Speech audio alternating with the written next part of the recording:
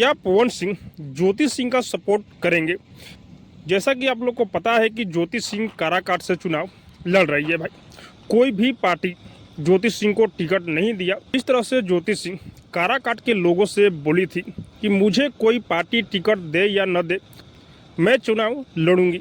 लेकिन ज्योति सिंह नामांकन कर चुकी है, वो भी निर्दलीय। और बात यहाँ पर यह है कि क्या पवन सिंह ज्योति सिंह का चुनाव प्रचार करने जाएंगे या नहीं जाएंगे, लोग यही सोच रहे हैं भाई। लेकिन मैं आप लोग को बता दूं कि पवन सिंह बीजेपी में है और ज्योति सिंह निर्दलीय लड़ रही है। तो यहाँ पर साफ साफ दिखाई दे रहा है कि ज्योति सिंह के चुनाव प्रचार में पवन सिंह नहीं जाने वाले हैं भाई, ये तो क्लियर है। और बात रही यहाँ पर ये कि खेसारी लाल यादव भी छपरा यानी कि अपने गांव अपने शहर से चुनाव लड़ रहे हैं। तो क्या पवन सिंह चुनाव प्रचार करने खेसारी भैया का जाएंगे या नहीं जाएंगे?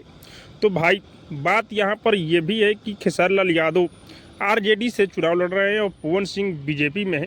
तो यहाँ पर भी संभव नहीं है कि पवन सिंह खेसारी भैया के चुनाव प्रचार करने जाएंगे भाई।